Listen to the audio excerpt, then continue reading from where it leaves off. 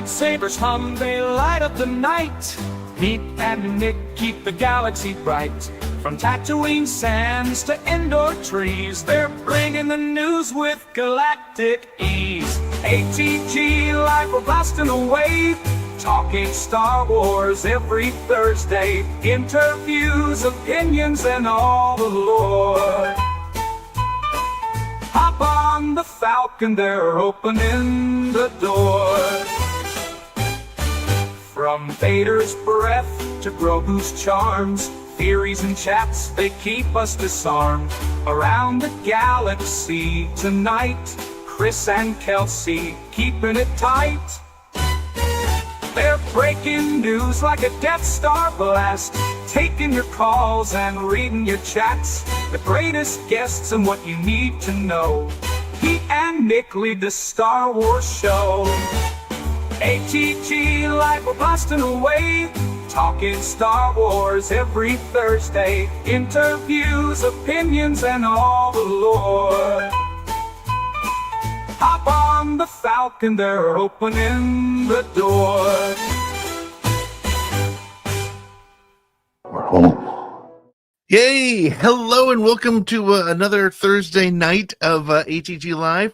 I'm one of your hosts, Pete Fletzer. I was not here last week, but I'm also joined, as always, by my good friend and co-host, Nick. Oh, look at that little princess face. That's cute. So after watching last week, I know you guys had a lot of fun with Vanessa Marshall and Corey. I know he's got the Forrester. He's going to kill me. Holy cow, Corey Ryan Forrester. I was trying to remember the middle part.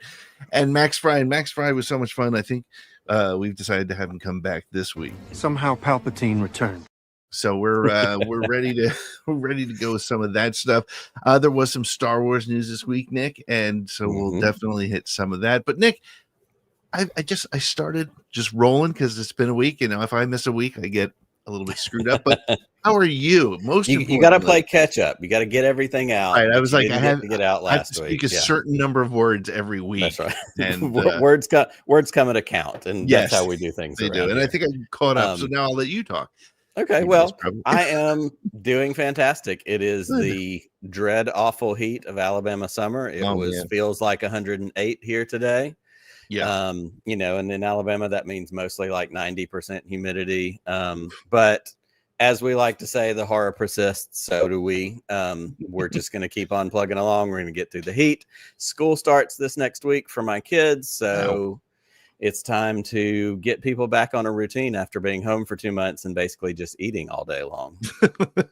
Yeah. Up in the Northeast, our kids don't start till the end of the month. So, but football season starts next week, the practices and all that stuff. Indeed. So my son will be keeping me busy there. Might as well be back in school. But that's right. Well, and of course, with football here in the South, that means college football starts back, which is its own very special religion. And so while I don't have high hopes for my Auburn Tigers, I'll just be excited for college football to return as I continue to ride out what has become kind of a miserable baseball season. But guess what? I'm still here. It has been rough for the Braves. They're under 500, right?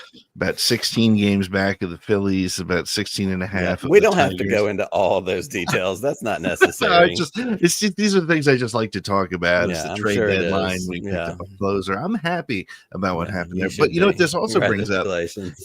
You said football, which means we got to start planning our Star Wars fantasy draft again with with our good friend Kelsey. And speaking of Kelsey, why don't we bring her in to say hello? Kelsey, where are you? Oh, there she is. Hi, Kelsey. Hey, yeah, I was like, it started tonight. Come on. That's right. I know. You know, we don't have the only streaming service we don't have is Paramount Plus. And so my son is like, Dad, we can't watch the game. I'm like, I know. It's preseason. Isn't it on Peacock? Yeah, that's what it is. Peacock. Okay. That's the one we don't have. No, we do have Paramount Plus because I watched the Star Trek show. So just take a breath. It's all right, Pete. I know. Oh, so much going on. You know, that's the thing. Like, you go away for a week and then you come back and like within moments, like the entire vacation vibe is gone. And it's all right. We can tell. Like, we've got a little pinkness in the face. Oh like, my gosh, yes. Good. I'm very tan. Yeah, I can see like it's hard to see like. That's the only way that I can tell. Oh yeah. How white I was before, and Now I'm a little bit darker, but so Nick, if people want to like buy shit from us and things like that, where can they go? Well, And first listen, of all, we yeah, highly recommend that they do so right. because it helps us, it helps them, because then you have cool merchandise. And what better thing to have in your life than cool merchandise that you're going to have to explain to every single person you meet? What does that mean? Why is that funny? I don't Right. get it. If you go to the sswnetwork.com, it is your one-stop shop for everything we do. You can find our merchandise store where we've got sticker packs, t-shirts, mugs, cups, pint glasses, all that kind of stuff. Lots of silly designs. Actually, we've kind of scaled it back, reworked it. We've got kind of some of our original logo designs, the 3 shows, ATGLive, Around the Galaxy, and Podcast of the Wheels. A little bit of everything that you can find as far as that goes. You can also find our Patreon program, which we are always grateful, and we want to shout out every week our patrons who support us for as little as $3 a month. You can become a part of that. You support all the work that we do. You get access to interviews when we do the long form interview shows. You get swag, you get meetups, you get, other random things that we throw out there. If we do game show nights, we try to plug y'all into that. So it's a great way to get connected and support what we do here. You can find the links to the news stories. We're going to talk about those a little bit later in the show. You can find the ones from last week. Occasionally we write blog posts. Usually it's Pete, but I keep saying I want to get back into writing, so I need to do that. You can do it. I know you can. It is the place, and you can find the link to our social media at pretty much everywhere. We are the SSW Network. Social media is kind of a crash zone at the moment, not super productive. And as you can see right above all of our heads, we have our voicemail line, 504-321-1501. Call, leave us a message any time of the day or night about Star Wars, about how dumb you think we are, whatever it is. There's a good chance we'll play it on the show, listen to it, talk about it, and either answer your question or laugh along as you laugh at us, because you're not laughing with us, you're laughing at us. We'll laugh at us too. We don't care. And leave a voicemail during the show as well, because if you do that, we'll just play it blind, and we don't know what you're going to say. We are not rated G, so we don't want you to be obscene and disgusting. But just call, leave us some thoughts. 504-321-1501, or if you're listening to this back on the playback on the podcast, same thing. Call it anyhow. Driving to work, listening to us, and then you're like, you know what? I still have things to say about Skeleton Crew. And well, since Chris isn't here, I can say I still have things to say about the Acolyte, but that's a whole other story. Kelsey, are you a Lions fan on top of being a Tigers fan? Yeah, I'm from Michigan. I know, but what is that supposed to mean? I chose pain. All right. Oh man, it's clearly been working on his brain from the time you said, "Hey, look at my jersey." And he's been working it out. I went to Michigan State. I don't know, all Michigan things except for the Wolverines. Okay. Yeah. Fair enough. We can support that. They can go away. Are you a Pistons fan? I am. Okay. Yeah. Right. Oh, I actually got my old one right there. Nice. There you go. Are you a Red Wings fan too? I am, but I can't wear that hat anymore. Why? It's red. Oh, that's true. People will be like, yeah, what? No, that one's been buried in my closet for a bit. You got to get one of those cool white logo on white hat or black logo I on black haven't. Kind of things. Yeah, the team they're getting back, so I haven't bought a hat since the red hat stuff has been going on. So that's rough. I get it. Well, Christmas is coming, Kelsey, so maybe all right. Chris is not with us tonight, unfortunately, but you can still go to broaxiumoutpost.com and buy all of your Star Wars stuff. We'll have a little video on that in just a couple minutes as well. But it is the July 31st, which means it's the last chance for what, Nick? It is the last opportunity for our July Jar Binks toast. We have a themed toast every month. For the first time in probably what has been weeks, I'm not going to run through what the last 10 months of, toasts and themes have been. But this month has been July Jar Binks. We've had a lot of fun. We've toasted a lot of different things and people. And tonight is no exception. As we finish up July Jar Binks, I am going to throw one challenge to the chat, to anybody that's watching now. If you're watching this later, send us a message. I'm not entirely sure what the August theme is going to be yet. Yeah. My 9-year-old did actually throw right before the show. She threw at us Ahsoka, which actually has a good possibility of being I kind of something. like that one. So Yeah. Ogsoka could be it. But if you have another idea, and I know there was a Twitter group message thread where they were hashing out some and came up with some great ideas, but I deleted Twitter and pieced out from there. So I don't have access to that anymore. I'll take a look. So we don't know what August is going to be, but next week we're going to start our August toast, and it very well could end up being Ogsoka. Wow. But if it's not, that doesn't matter, because Matt says the August of Akbar, which I've got a 6-inch Admiral Akbar figure hanging out right back here that would be prime. All right. Ogbar, I don't know. We'll work it out. We've got a week. But tonight is the last night of July Jar Binks, and we want to send July Jar Binks out with style. I know we've got the video down below if one of y'all want to get that ready. I'm going to send this toast out to my good friend, and I'm going to hit very quickly for half a second the solo button, because I am wearing my purple and black star. We lost it. Sorry, my bad. That's my okay. bad. Let's solo you out here again. As we've talked about sports and baseball, because we're like 50% a sports show at this point. My good friend Bob, who is the older brother of my college roommate Brian, who was the lead guitarist in my band in college. He lives out in Colorado, and he went to Star Wars night at the Colorado Rockies last week. And he sent me this shirt, and I don't think I can get it on the camera, but it's Star Wars Night, Coors Field. Wow, that's nice. And it came in the mail earlier this week. So I want to send my shout out to another weird space friend who hooked me up, who was at a baseball game, and I saw it on Facebook and was like, dude, get me a shirt. And he was like, what's your address? I'm sending it your way. So tonight's July Jar Binks toast is going to go to my good friend Bob in Colorado. Cheers. And Pete, if we're ready, happy July Jar Binks. Yes, here we go. And action. Joey, we win the money.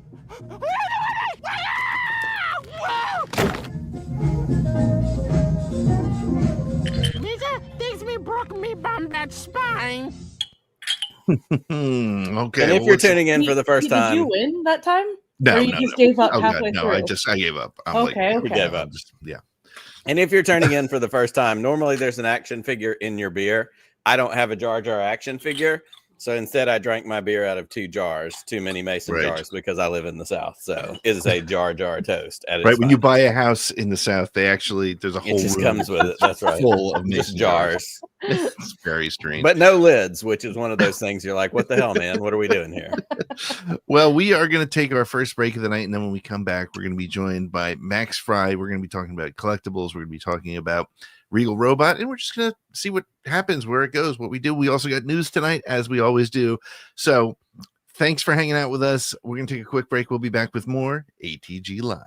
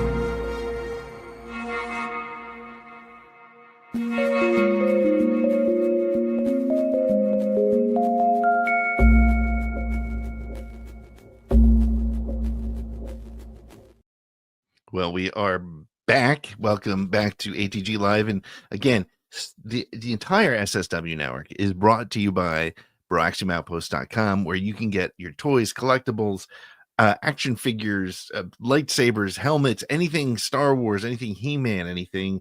What else has he got there? He's got G.I. Joe. You want that stuff? You comic books.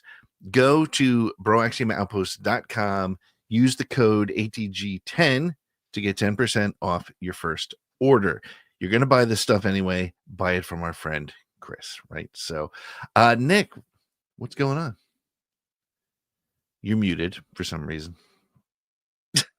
Because I'm a professional, that's why, Pete. Only professionals mute their mic before they try to talk. Screw those, what is it? What smartless guys? Screw those guys. They don't know what they're doing. They don't know what they're doing. Mute yourself before you talk.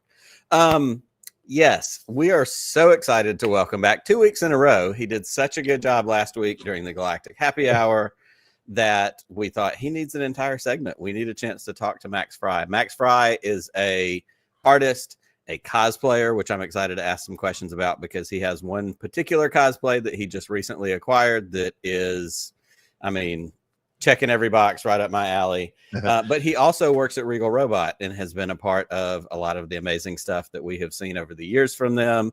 And there was a bunch of exciting announcements at San Diego Comic-Con just last week. So we reached out. We had an amazing connection through our friend, not related, Holly Frey. And we said, Max, we want you to come back. We want you to talk about who you are, what you do.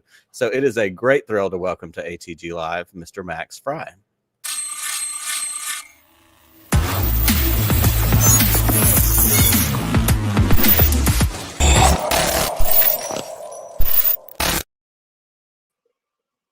There he is. Hi. Max? Hi. What's up? How's it going? Good evening.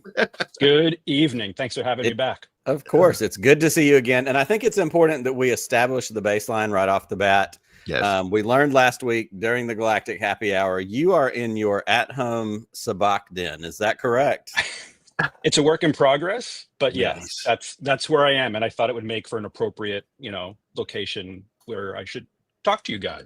It is very appropriate and very, scene worthy. We've got the IG head, we've got the Camtono, you've got the shelves, like the mood. It's almost like you work somewhere where you have access to some cool things to help you make that happen. It's almost like I have access. Yeah. I like it. I like it. Well, we are thrilled that you're here tonight. We're going to jump in first of all, because really again, speaking of establishing a baseline, you're clearly a Star Wars fan. You work in a bunch of different, IPs. Tell us a little bit about your Star Wars origin, how you came to it, how you had an impact on you early in your life, and let's go from there. Sure. I mean, it's a story you probably heard a bunch. I am of the Star Wars generation. Yep. I grew up in the 70s, the late 70s. I was a young kid through the early 80s. So my clearest first memory of Star Wars is actually seeing Empire Strikes Back in the theater. Okay. I think I saw Star Wars in the theater when Empire was about to be released. They did that re-release, I think, in 80, 81. Right. So yeah, but from then on, it was just, I think, all Star Wars all the time. And it really hasn't gone away. And in fact, I'm lucky enough that it's kind of taken over a large part of my professional life as well. And that's, it's been a lot of fun. Yeah, it's really interesting. And I mean, look, think of it this way. We saw these movies back in 1977, 1980, 1983, whenever we first saw them. And here it is almost 50 years later, and we're still talking about Star Wars. We're still like when I was a kid, and I will never forget when just before Return of the Jedi came out, my dad brought home a Starlog magazine, and there was a picture of Luke standing in front of Darth Vader as what we didn't know at the time. We saw it with going back up to see the Emperor, and just pulling so much, like just being so psyched about it. And we're still in that place now where we follow every piece of Star Wars news, and there's stuff coming out, and there's all this kind of thing. What do you think? And this is an impossible question to answer, but I want to throw it to you anyway. What do you think it is about Star Wars that 50 years later we're still enthralled with this crazy George Lucas idea? I think it's a couple of things. I think on the perhaps logistical side, I think it can't go understated how important it is that the people that are now making Star Wars grew up with Star Wars. Yeah. The people that, like us, like we are the same age as the people that are in control of the franchise now. So they're the ones that have the love for it, that want to keep it going. But I think on a more fundamental level, and I think this is why I connected to it, and I think this is probably why so many other people connected to it, and I think this is why George Lucas, we know this is why George Lucas, he has stated as such, he wanted to make a modern mythology for our world, for our culture. We had no modern mythology. We had no tales. Well, we had the ones from history, and those didn't go away, but he wanted something that kids could connect to at that time in the late 70s and early 80s. But I think he did such a good job of it that it continues to connect to kids who are growing up, and then they grow up, become teenagers, they become adults, and it stays with them. Yeah. And then they pass it on to their kids, and it stays with them. And it's just this amazing cycle. Yeah, I think you hit on something really important there that I don't always think about. It has sparked in my mind over time. But like you said, we had existing myth. We had, Greek and Norse mythology. We had the ideas and the concepts. We had war movies from the 40s and 50s. We had these different things. But when you modernize something like that and you make it relevant to a new age, we're coming out of the space race, and we're coming out of post-World War II and baby boomers and, all of these things, that it creates a different element. And I think that probably drives as much of it. We're all of the same age and generation that we grew up with it like you said, in the early and late 70s. And it was our entire everything, but it's tied to the love for space exploration, which at that point was new and exciting. And so it was a way for that to be accessible on a level that we could connect with, not Greeks and sailing ships or something else like that. And I think that really has a lot to do with it. So the vision to be able to take something that's, tried and true as time and modernize it for a new age is really something that I don't know if we give enough, shrift to. Yeah, and the only thing I would add to that is it's also evolving, right? You look at something like Andor, which reflects, current where we are literally right now. Yeah, and so it just continues to hit after another. Yeah. Yeah, I mean, and they're trying they've gotten to the point, and I think almost out of necessity, where they're trying new things with the franchise. They're trying different genres, sort of seeing what fits and what works and what doesn't work. And I don't know. I mean, I don't know if you overheard this, but I think I heard Tony Gilroy when he was doing promotion for Andor season 2, that supposedly, and who knows if we'll ever see it, but there's supposedly some sort of Star Wars story that would fit into the horror genre that they're developing. These are the things that I'm excited about. Like a Star Wars horror movie sounds incredible. Yeah, correct. I'm also like, I'm the kind of guy who's probably going to see anything and most likely going to like anything. I mean, I'm pretty easy to please Guilty when it comes as to Star charged, Wars.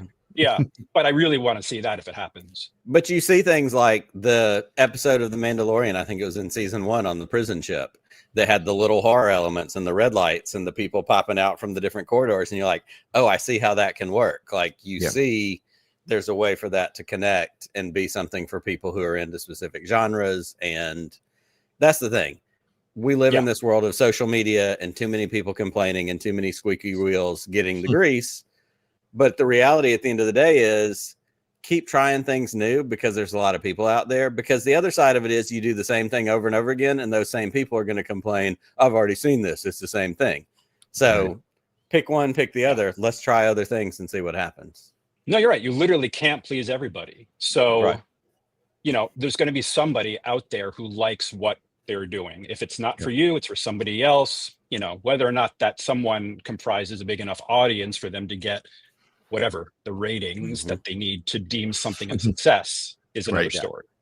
For sure. Well, speaking of one of the big pieces about that keeps Star Wars alive for Gen X and sort of everybody is there's this sort of collectible world that Star Wars created as well. And Regal Robot hits a sweet spot for, obviously I don't think my 12-year-old son can mow enough lawns to buy some of the premium Regal Robot stuff, but there are adults out there like us who want to see it. So maybe before we find out how you got involved in Regal Robot, for the handful of people who may not be familiar with what Regal Robot's all about, maybe give us a little bit of that story. Sure. Yeah. I mean, I myself have been a collector my whole life. It started with Star Wars action figures. To this day, it continues with Star Wars action figures. There are other things as well, but it's a hobby I'm very familiar with. So Regal Robot is owned by a gentleman by the name of Tom Spina. He started the other company that he has is called Tom Spina Designs. And that is a company that he started primarily as a specialist in costume, prop, collectible sort of conservation and restoration and display pieces. Mhm. So a lot of these things that, these artifacts, creatures, masks, props, whatever that we grew up with, that we saw on screen, eventually make their way into the hands of private collectors through auctions and other ways, I'm sure.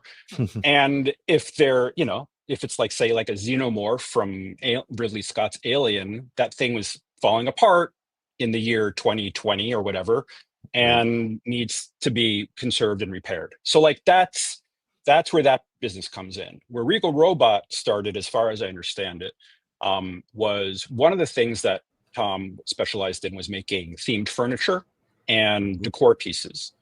Yep. He made a Han Solo in carbonite table. I think it was a table. It might have been a desk, one or the other, because he's done both. But the first thing I think was a table, and it went viral.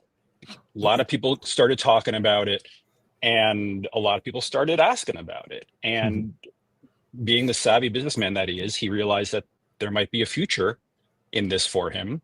And so he became an official licensee under Disney and Lucasfilm and started this company, Regal Robot, to make high-end collectibles themed first for Star Wars. And then recently, I think it was the year leading up to Dial of Destiny, which my brain is Swiss cheese. So I don't know if that was a year ago or 2 years ago. Yeah. Was it only last summer? Yeah. Okay. But then we got the Indiana Jones license as well, and we started making collectibles under that IP. And it's been fantastic because we've really, especially with what is, and it's my favorite thing that we make, is this archive collection, which is under the Star Wars brand, and they are reproductions of the concept maquettes that are in the archives at Skywalker Ranch. And so, and the nice thing about that is that there are so many of them. And people love them, and we love to make them, and it's exciting because it's like, having the real thing right in front of you. So that's the big, I think, where Regal has gotten the most attention over the past few years, is this line. But we're also doing some great prop replicas under Indiana Jones and other decor pieces, and so there's a lot of fun stuff that we get to work on. Well, and I think that's incredible, and I want to circle back in a minute to what you do specifically at Regal. But Kelsey went ahead and threw this up there for us, which I think is a perfect transition. Yeah. Last week with San Diego Comic-Con, there was a plethora of announcements and reveals coming out from Regal Robot, the things that are going on. And I want to run through a bunch of these real quick. I have a special, of course, I love Star Wars. It's a Star Wars show. Indiana Jones is 1A, 1B with me in Star Wars. And so as y'all got this license a little over a year ago, I don't have any of this stuff yet. This is the one, and this is the thing where I have to really try not to be obnoxious. This Leap of Faith painting has been one of my favorite Indiana Jones things since Crusade came out in 1989. I'm also about 99% certain this is going to be the next tattoo I get. But this piece of artwork right here, like, this is the thing that makes me catch my breath and go, crap, I might have to buy that. And I haven't been able to commit to it yet, but like, this hits every button. I love this so much. But there are so many other fun things. We've got the tote hanger, which if anybody knows Raiders, like, this is phenomenal. And it's such a key little piece of Indiana Jones lore. So phenomenal. And I'm just going to hit a couple of these, and I want you to just talk about any of these that stand out, anything that has a connection for you. We have the tote minibus. This is phenomenal. You turn it both ways as he's starting to melt, as he does melt. The fedora. The first thing that ever gave me nightmares as a kid after watching a movie. It's the Indy fedora, based on, screen use, and all of the stuff that y'all do is based on screen use connections and scans and all that kind of stuff. It's so great. We have, as we jump back into Star Wars, we have this Clone Trooper maquette, which, if anybody is a, prequels person, Clone Troopers, this is right up their alley. We get Klaatu Barada Nikto, these scale replicas, the little heads, incredible. We have mini busts, Tarkin, we have Leia, these casts, just awesome. The quality of all of them, 7 inches tall. Like, this is something that's going on a bookshelf. It's going on a place of prominence and display. We have the Space Slug. When y'all do 2 of these, there's the 1-to-1 prop replica, which is the size of what was used when they filmed. You have the scaled replica. And like you're talking about, these signature editions. Yeah. When you have people like Phil Tippett signing on to these, there's a Ben Burt one, I know. Yeah.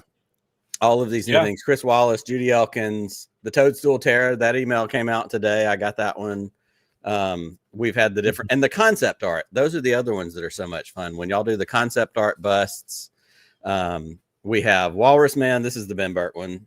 Yes. Scanned from the original mask, the display with or without the torso. Like, these are things that collectors are literally going, I need this. Our friend Brandon Winerdy from Talking Bay 94. Like, I know Brandon.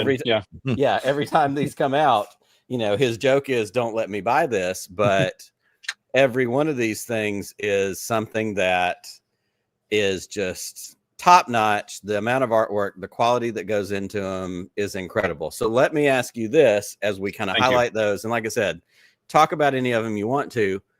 What is your role at Regal? What do you do? What do you work on? And kind of what is your connection to some of these things? So I have a couple different hats that I wear at Regal. One of them is an artist. And so I do a lot of the development work on a bunch of the products you just showed and others in terms of doing some of the research from swatches and photos that come back from Skywalker Ranch, and finding the right paints to use, the right techniques to use to replicate an artist's style, and then sort of developing the prototype and breaking that prototype out for our production artists to use in sort of steps so that every single one can come out looking the same and the right way. And that, I mean, I can't think of anything more fun to do for a living. It's every time I get to do a new prototype or help develop a new piece, it's so much, it's a joy. It really is. And it's not lost on me how lucky I am that I get to do that. Other hats that I've worn and continue to wear, I do some marketing outreach. I was sort of a studio supervisor for a while, but really my focus now is working more closely with Tom and Robb doing development. So that's very exciting for me. That's fantastic. Well, and I have to say, while I don't personally own any Regal Robot things yet, and it's a great shame to admit that, I have had the opportunity on a couple of occasions to visit Cabe's Oasis. And so I have seen some of the Regal Robot work at firsthand at that amazing spot, having cocktails provided by Holly Fry and her magnificent husband, Brian. So I can attest that the Regal Robot work is real. The tables, the chairs, the furniture, like you said, a lot of it starting with the furniture. It's legit, and it adds to an element, whether you're building an in-home cantina, as some do, or whether you're adding something to a man cave or an office or a bookshelf or a bookend. Like, every bit of it, it's austere, it's classy, it's accurate, which is one of my favorites. When y'all did the Grail tablet last summer, like, that was another one that I'm going, holy crap, like, that's something I need in my life. And it's just because they connect us with the nostalgia from our childhood. They connect us from the things that we grew up with, and the opportunity to go, ooh, I could have that. The Urn of Nurhachi. What are we talking about here? Like, it's amazing. Yeah. It's one of my favorite pieces. It's one of my favorite pieces. So good. But I think it's also important to, go ahead, Max, go ahead. No, please. I was just going to say, it's important to note that not everything is large and premium. I actually own 3 Regal Robot things. I have the Tauntaun head, which came out at New York Comic Con a couple of years ago. I have the detonator that the Mando carries, and my droid head over there is being controlled by a restraining bolt created by the great Regal Robot Studios. But maybe talk a little bit about where that detail comes from, and I still kick myself. I was this close to pulling the trigger on the Phil Tippett Tauntaun about a year and a half ago, and then it sold out, and which is just my lame excuse for not buying it. But the things, the runs are small, and part of that is just out of necessity. It's a small shop. There's only about 10 artists working on these things, and some of those artists are even, they're, like I said earlier, there's the Tom Spina design side of things. So you have artists that are busy doing the restoration and conservation, and we have production artists that are dedicated to the Regal stuff.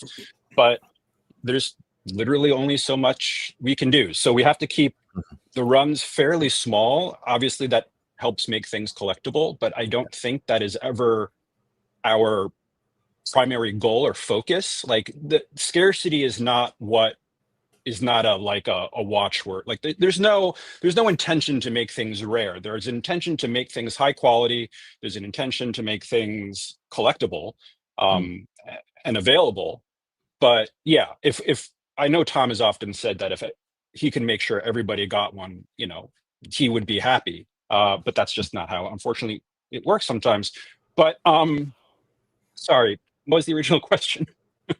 Like sort of I mean, you were talking about how when you were working on some of the maquette stuff, and you actually, I mean, Regal Robot and Tom Spina Designs gets access to the actual fedora, right? The actually, so yeah. What is like that? I mean, we just talked a little bit at the start as a fan. Like, what? Let me ask you this as maybe sort of the last question. Then would be, what's the one piece that ended up in front of you that made your jaw hit the desk and go, "Ugh, it's that"? I wish I could narrow it down to one piece. Like, no, I'm not even trying to be funny. Like, it's never lost on me. I'm always amazed whenever something new, either comes in, or I have been fortunate enough to go to the archives, and that is just how I did not die there on the floor. I don't know. And it's not lost on any, like, Tom is still wide out about this stuff as well. And I think I remember what part of your original question was, which was how does Regal achieve, I don't remember how you phrased it exactly, how does Regal achieve such, maybe it was accuracy or quality? Yeah, accuracy. Because I remember my brain immediately went to Tom, because Tom is the guy who sets the standard, and he's as obsessive about this stuff. And I mean that in a healthy way. Right. Honestly. He is unlike Nick. Obsessive. Yeah, unlike me, obsessive about this stuff as anybody. And so he makes sure that every detail is correct. And he employs people to help him make sure one of the reasons I think that I've done and I do what I do at Regal is because I am also obsessive. I am the guy who will say, that hair on the Wampa's mustache needs to be a little curlier or a little longer or have a little more snow in it or a little less, blood on the lip or whatever it is, because we know these things. We've grown up with these things. I've had all the compendiums and the encyclopedias and the art of books and everything I grew up with and, poured over my entire life. And it's just bananas to me now that what used to be useless knowledge, you sort of like when you're a geek about something, you sometimes excuse your trivia with the preface of, well, this is useless knowledge. It's amazing that a lot of the stuff isn't useless anymore. Yeah.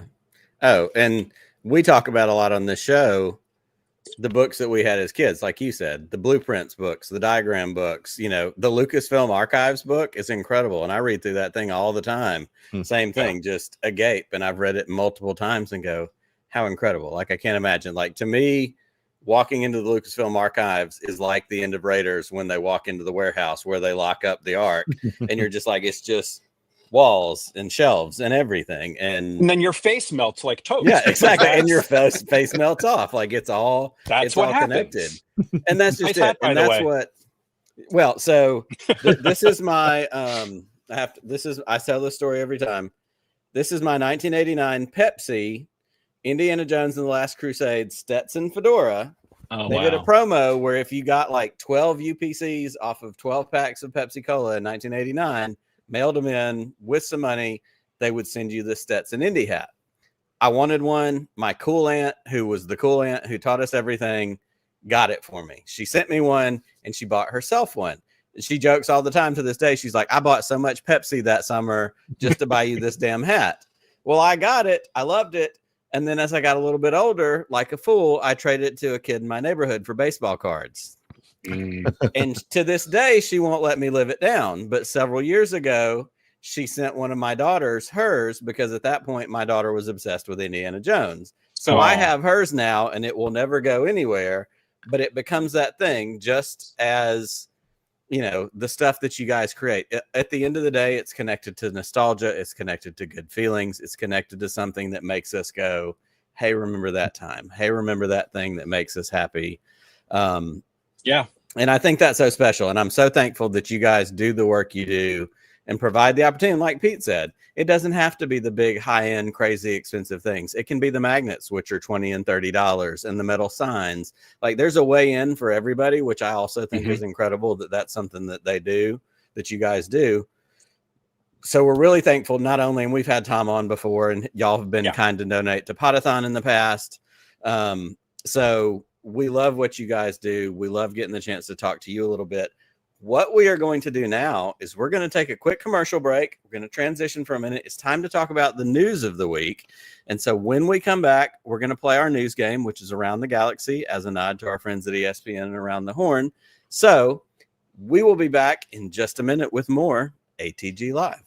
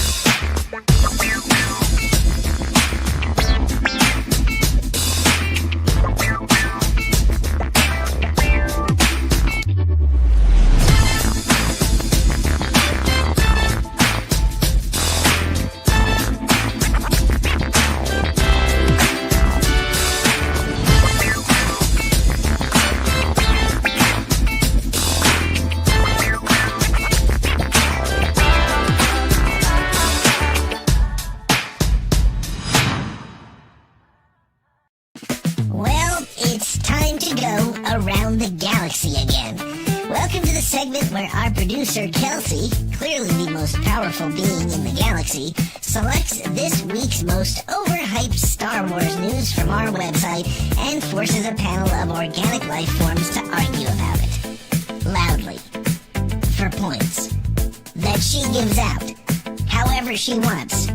This makes no sense to me at all. This week's special guests will also join the chaos, pretending that their opinions matter, while Kelsey quietly calculates who lives, who dies, and who gets muted. And at the end, the so-called winner gets 60 seconds of uninterrupted airtime, because that's what this show needs. More talking. So, hold on to your motivator and brace for impact. This is Around the Galaxy. Do I have to say it? Do I really? Roger, Roger.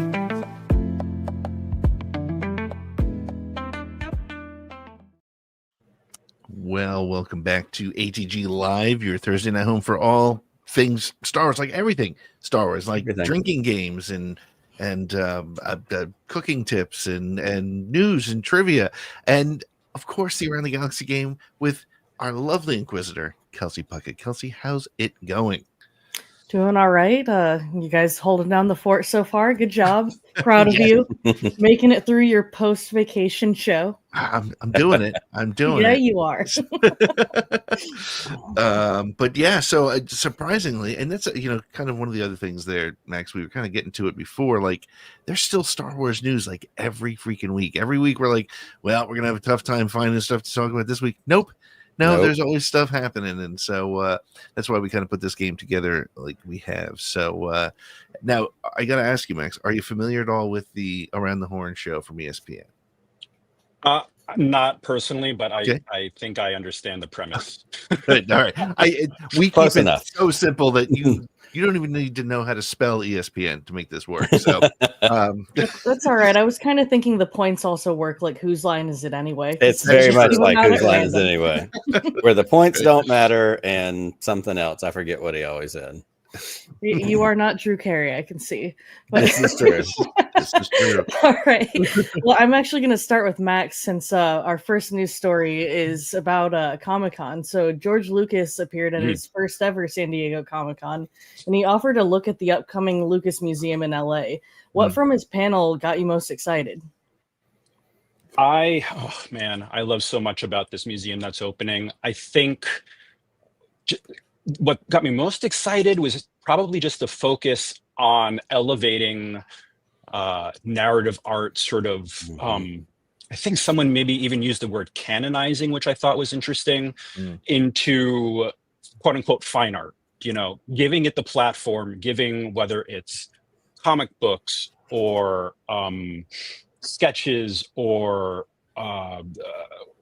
whatever it is, but just giving it the same platform that, you know, fine art has had all these years in museums, and giving it the respect and giving it the attention and the educational aspects that it deserves, because it's a way in for kids to learn storytelling, and honestly for anybody to learn about storytelling. And I think it's really, really exciting, and I can't wait to go. Yes. What about you, Nick?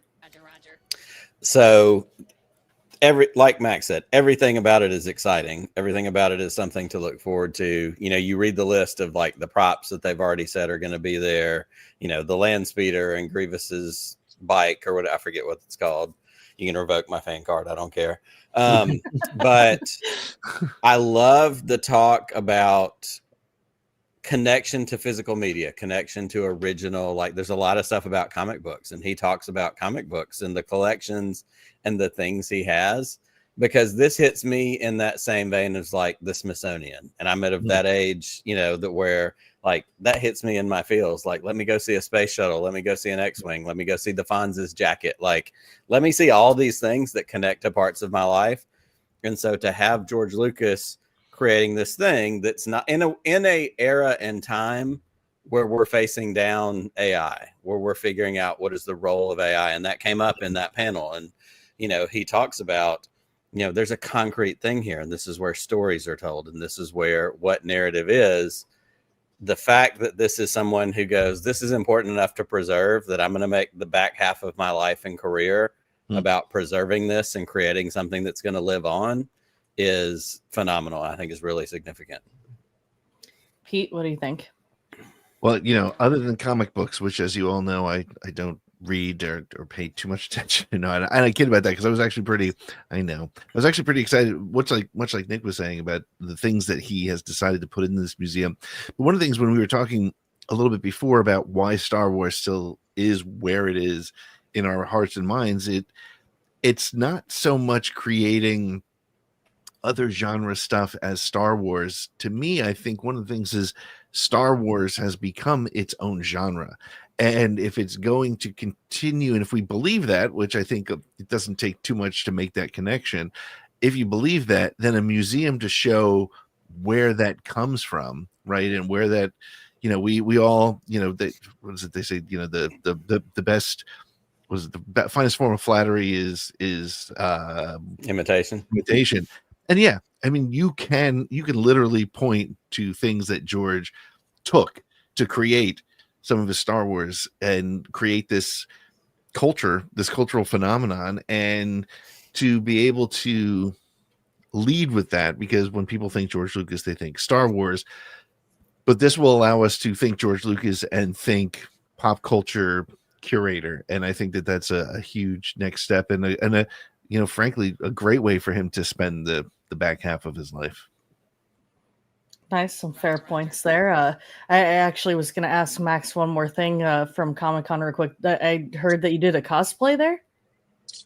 No, not this year. Okay. Personally, I didn't make it to Comic-Con, but I have done. I do occasionally cosplay, and if I was at Comic-Con this year, I probably would have. So well, and that's what I referenced at the top of the show, and I'll just jump in here for half a second.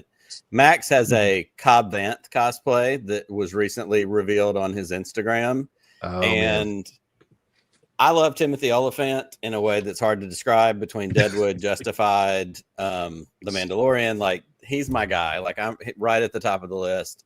And Pete and I have joked for a long time, like, if I'm doing a cosplay because I'm a bearded guy and I will always be a bearded guy, I have two options: put a helmet on or find a Star Wars character that has a beard. Pete can do Rex, I can do Obi-Wan, but like Cobb Vanth opens up a little bit of a territory where if you get a little bit of a beard, some hair, going back, and yours is fantastic. And the pictures on Max's Instagram are legit. So, and there's other cosplays on there as well, but I did see that when I was checking out your Instagram and thought, see, this is somebody who gets it. Yeah, the beard I've only had for about a year now. Yeah. Before, I used to spend most of my time cosplaying variations on Han Solo. Okay. I've actually tried other people. I've tried like Poe Dameron. I usually go for like the sort of smuggler scoundrel look. But even when I'm Poe Dameron, people think I'm Han Solo. So I kind of just stick to Han Lean Solo. into it. Yeah. But then I grew the beard, and this costume came up for sale, and I couldn't resist. So it's really good. Yeah. It's Thank fantastic. you. All right, I'll have to check that out after the show. I'll stick with you, Max. So the Ubisoft CEO blamed the state of the Star Wars brand for Outlaws underperforming. Do you agree with him, and why? It's tough. I think there's enough blame, if you will, to pass it around. I think the game maybe came. Look, let me preface everything here by saying I actually really loved the Acolyte, but I know that it had a lot of negative attention. It was very divisive, and I think some people were suggesting that maybe Outlaws coming out sort of in the wake of that was not great timing for the franchise. But I also know, because I played Outlaws pretty much immediately, that game was buggy. The game was buggy, and that never helps. And so, and it also, it tried to do a lot. It's the first open world, I think, is sort of what they were saying about it, is the first open world Star Wars game. And so there was a lot of things I feel like that you kind of couldn't do, maybe, that you would normally want to do in an open world game. And I think maybe folks might have been suggesting that Star Wars, or I guess this would be more Ubisoft, was more sort of relying on the brand recognition to sell the title, as opposed to really building out the game as robustly as they could have. Yep. I don't know who's at fault, but I agree that the game was a little lacking in areas, but I still enjoyed it. What do you think, Nick? So, full disclosure, haven't played Outlaws. I have a PlayStation 4, so I haven't really played the second Jedi Fallen Order game, Survivor.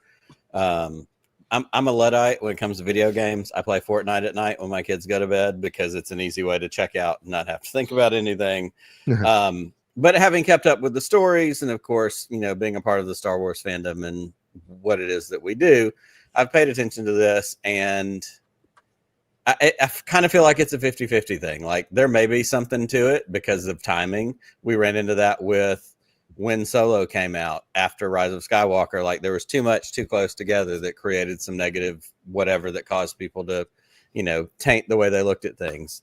We're not going to get into Solo. Kelsey, I saw you make that face. You can go ahead and you can file that away back in a drawer. That's for another time. But at the end of the day, you're a company that's making a game, and you kind of need to own what it is that you do. So my thing is, don't shove it off on the brand. Like, you had the opportunity to make the game. You had the opportunity to work on it. There were bugs. That's not Star Wars' fault. There were things that didn't launch and play well. That's not Star Wars' fault. Battlefront dealt with the same thing when it came out early on. There were issues. It's not Star Wars' fault. That's a production thing. That's a game company thing. So it feels a little, I don't know, feels a little bit of a little shady. I'm not buying it, but I'm also a Star Wars, in the tank guy. So, Pete, you have any thoughts on this? Yeah, I mean, I tweeted, and I'll take the most obnoxious way of saying what both Nick and Max were trying to say is, if the game was good, we wouldn't be having this conversation. And it's one of the rare Star Wars games that I didn't finish. And I also think it's part of the challenge is, I don't know that Star Wars lends itself to an Assassin's Creed type of game. I think, when you think Star Wars, you think blasting your way through hallways and blowing stuff up. And while that later became an option, the game was, it was a very challenging. It was a different way to play a Star Wars game. And Max, you're right. I played it like moments after it came out, and it was absolutely buggy. I think there were some issues with it. I think blaming Star Wars as a brand is kind of a punk way out, to put it, as politely as I can. But I think I wish the game was better. I really do. And what I did play, I enjoyed a lot of it. It looked great. There was a lot of really cool opportunities to it. I love the lead character. I thought she was great. I love the droid companion. I love the little fuzzy animal that rode on your back. And there was a lot to love, but not enough to get attached to, like I did to, say, Survivor or Power of the Force. Or not, what was it? Force Unleashed, rather. Cool. I'm going to stick with you on this next one. So Hayden Christensen returns to the Ahsoka show with an expanded role for season 2. Yeah. What are you most excited to see from his character? I will take I'll take the side that I've taken before, and this may be an unpopular opinion, but I'd rather see an Anakin, Ahsoka, Kenobi show than try to put it into, again, we're saying this before we see what it actually means and how it's going to all work together. But man, I think my favorite part of Ahsoka was the Clone Wars flashbacks and seeing what Ariana Greenblatt as the young Ahsoka was so great. I would love a series with the three of them. There were a million little battles that went on. There was so many. I'm sure we didn't see all of them in the Clone Wars. So to see the three of them perhaps on it, but even give me a 2-hour movie of that. I'm excited that Anakin's coming back, but I also kind of feel like, in a way, it's sort of leaning into something a little safe. Everybody knows that was the most popular and the most talked about piece from the show. They put that episode in movie theaters, so it's I can't wait to see it, and of course I'm going to be there watching it, and I'm not going to miss it, and I'm going to love it. But I would like to see, let's put that effort into something that is a little bit more focused on him versus sort of a side story. What do you think, Max? Again, not knowing exactly what we're going to get. Right. What I'm hoping we're going to get are more flashbacks. I've heard the rumors about Ewan joining the fun, and if we get flashbacks with Anakin and Obi-Wan and Ahsoka during the Clone Wars, man. Yeah. I mean, I'm literally getting chills just thinking about how cool that's going to be to see it in live action, because Hayden did something, I don't know if it was unexpected, but it was so effective. He clearly became familiar with the character from the Clone Wars before he was on Ahsoka, because he brought all of that in addition to what he had done in the prequels. And it felt so much more complicated, or not complicated, but complex and fuller. I mean, I just want more of that. Yeah. Nick, you got any thoughts on this one? I have two very specific thoughts. First of all, it hadn't crossed my mind until Max said it, but if Obi-Wan shows up, the cosplay that I have said for years that I want to do is the General Kenobi cosplay, where he's wearing the white armor, grow my hair out a little bit more beard. That's my move. That's my guy. So yes, please give me live action General Kenobi in that armor.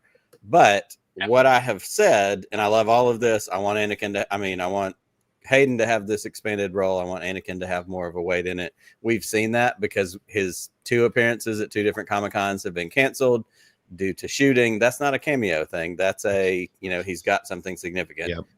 Here's what I think it is. And I threw it to Pete in a text message, and it was clearly such a terrible theory that he didn't even respond or comment on it. Anakin becomes the father, Ahsoka becomes the daughter, and Valen Skull becomes the son, and Anakin truly does get to bring balance to the Force. And I think that's what happens in Ahsoka season 2, because we don't know Ahsoka's end. And then the other half of that is it sets up the live action Rebels showdown with Thrawn. But I think Anakin becomes the father, and he does actually get to bring balance to the Force all these years later. And if that's the story we get, we will be eating. It will be incredible. Yeah, it will be amazing. Give him all the points. Yes, I've been boosting it. Yep, that's where it's at. So that's what I want. That's what I'm excited to see if it happens. That's all awesome. right. I'll stick with you, Nick, for our last one. So, despite slow progress since the project was announced, the Rey movie is slated to start filming in 2026. Are you excited about this news, or are other future projects grabbing your attention a bit more? In the words of Chris Ryons, gimme. I want this. I want all of it. It's new Star Wars. I'm not going to be mad about it. Give me every new Star Wars. I'll watch it. If I don't like it, I won't watch it a second time. If I do like it, it'll become my whole personality. It'll become a whole obnoxious thing. I do love Daisy Ridley. I do love Rey.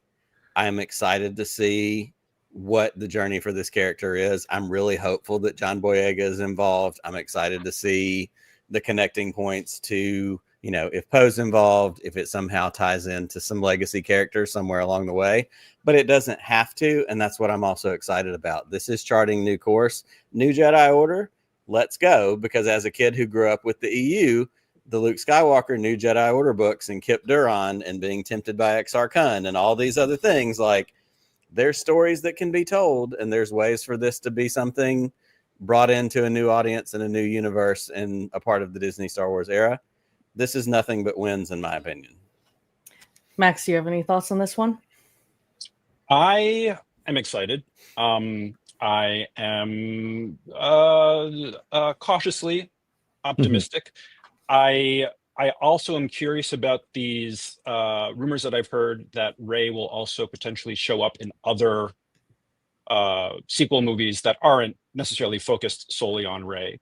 And in fact, I hear a lot of conflicting rumors that even this Rey movie doesn't necessarily have her as like the main character, that there's probably a new apprentice that leads the story and that she's more of the sort of sage, wise Jedi master in this case, which kind of makes sense. You know, like, let's give her that role.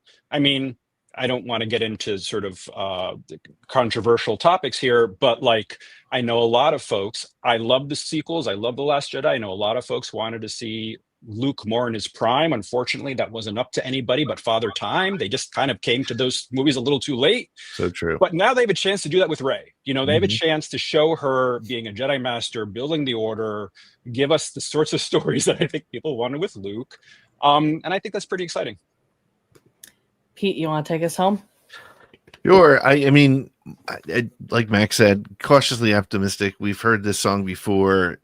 We keep hearing it. I don't know where this one came from. Daniel Richman, who tends to be fairly accurate, but I don't know. Yes. Am I excited about it? I'm always excited about it, and I really hope they do right by Finn. I hope they do a whole, you know, I hope they bring it together properly. I'm excited that what Max was talking about with the possibility that Daisy could be you know, in multiple stories, because I mean, I think one of the things I'm so excited about is, you know, Harrison Ford and Mark Hamill spent 25 years distancing themselves from the most famous character they were ever going to be. Well, maybe not Harrison, who also did a lot of other things, but still, he was Han Solo and Indiana Jones. Mark Hamill, you know, went on to do great voice work, but a lot of people didn't even realize that. Daisy Ridley, if she's smart, and I know she's very wise, should embrace the Rey character and do everything she can with it, because that's where people know her. And there's nothing wrong with being known as a Star Wars hero as your legacy. I mean, look at Mark Hamill and look at Harrison Ford and Billy D. Williams and Carrie Fisher. It's, as we said before, it's part of culture, and it's not a bad thing to be a part of. So let's put her in all the stuff, and I'll wait until we get to the preview before I get too excited about it, though.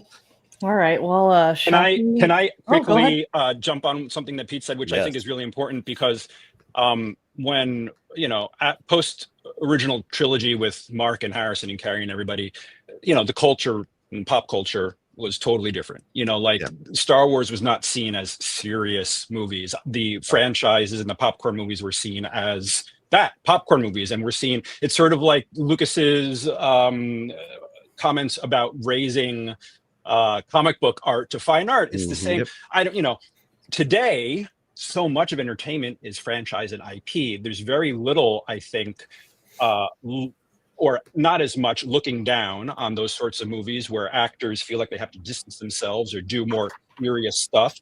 Mm-hmm. I mean, you have one of the most well-known liked actors today, Pedro Pascal, who is just franchise after franchise after franchise, and he's considered, untouchable. So, like, I agree with you. I think Daisy should and hopefully will embrace her destiny. Well, and if anybody wants just a little delightful dessert teaser when you get done tonight, go find the video clips of the Vanity Fair article that Harrison Ford just did. The interviews where they talk to him about all the different, there's a 15-minute clip. Kelsey sent it to me, but I read the article online as well. And when he talks about these different roles and like he talks about Star Wars, he's very earnest and genuine when he says, I loved every bit of it, and there's been stuff over the years where he was grouchy and he didn't want to and kill me off, but like he recognizes it. And to watch him walk through the different stages of career and talk about what he's done is another reminder why he is probably my favorite actor of all time. Like, he is truly he's a gift to our modern era of acting and heroes and people who are out there doing something. And he's not pretentious. And he goes, yeah, like I went to college and I thought I can do this, but I didn't read the second half of the syllabus that said I had to actually be in a play. And, he's like, it said, read and talk about it. He's like, I can read and talk about it. I didn't mean I have to do it. He's the guy that you look at it and go, damn, I'd like to hang out with him and drink bourbon. Like, he's that real. He's that guy. But don't fly with him. Phantom plane, especially not after drinking bourbon. Yeah. Yeah, probably not together. All right. Well, I was gonna give Pete the win, but Max, you have the floor. You stole it at the end there. So whoa. Yep. So you Well got 60 done, seconds. You can promo whatever you want. Oh, okay. Wow. I'll leave you guys with this thought, and maybe you'll have me back on to talk about it one day. I, like everybody else on this planet, apparently loved Andor season 2. I thought it was amazing Star Wars. I thought Tony Gilroy brought it to the screen in a way that literally only Tony Gilroy could. What I keep thinking about, though, is how Andor differs from typical Star Wars in a very interesting way. George Lucas always talked about Star Wars as space fantasy, mythic, operatic space opera, big themes, destiny, the Force. And Andor doesn't really do that. Andor really looks at societal and political changes and things that happen when we're not paying attention. It's a thriller. It's an allegory.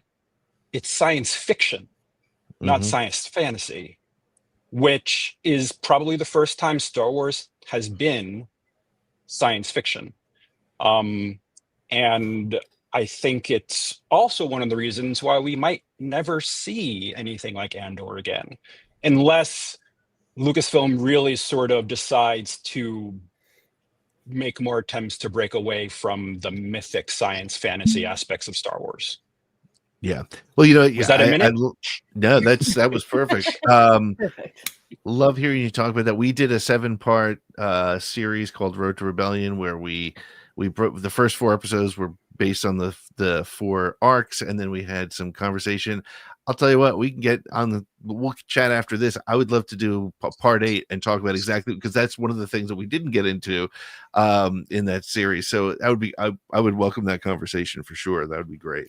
Because I think you're right. I think it was I'd call it a one-off, but it was 2 series. So it was 2 seasons. But I think you're right. I think that we may never get that sort of thing again.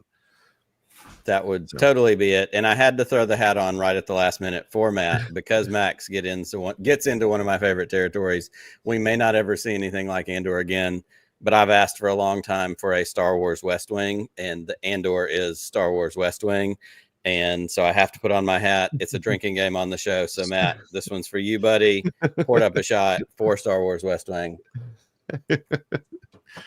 Well, perfect. Well, this Max, this has been great. I'm glad I got to talk to you for more than just a couple minutes this week. Likewise. Although I do kind of still wish I was on the beaches of the Outer Banks, but this was a ton of fun. Where can people find you online and keep up with some of the stuff that you're doing? Sure. I mean, my everyday Instagram is at last Max Standing, and my sort of hobby Instagram, which is custom action figures and props, is at Last Max Studios. And you can find some old cosplay pictures at Carillion Cosplay, but I barely post on there anymore. That's awesome. Very cool. Nick, Kelsey, we haven't heard back yet from our potential guest for next week, I'm guessing. Not yet. Well, I haven't checked my emails mid-show. We have something doing a job here. Come on. Right. Yeah, I know. Come on, Pete. Cut her some slack.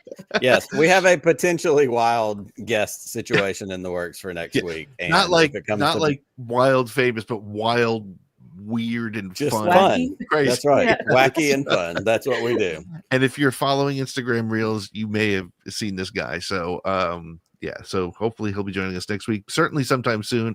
So that's what we have going on. We are still trying to get the show up in the podcast feed. We didn't do it the last couple of weeks, but we will be putting this one up in the podcast feed on Tuesday. And again, if you're listening on the podcast feed, thank you so much. Leave us a voicemail, 504-321-1501. We'll play you on the show. Again, whatever you have to say, we want to hear it. And Max, thanks again for joining us. We will hit you up for that Road to Rebellion episode. I think that would be a ton of fun. And it's funny, we still can't stop talking about Andor. And that's, I think, probably more than any Star Wars Disney era show, this one is still top of mind for so many people. So there's a lot to talk about.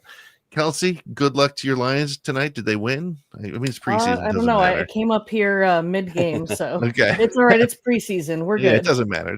Yeah. Just get the starters off before it's too late. And I guess that's going to do it for us this week. Nick, as we say every single week, may the Force be with you. Always. Just one more round, friend, then homeward bound, friend. Don't forget me in your dreams. Just one more song, friend, and then so long, friend.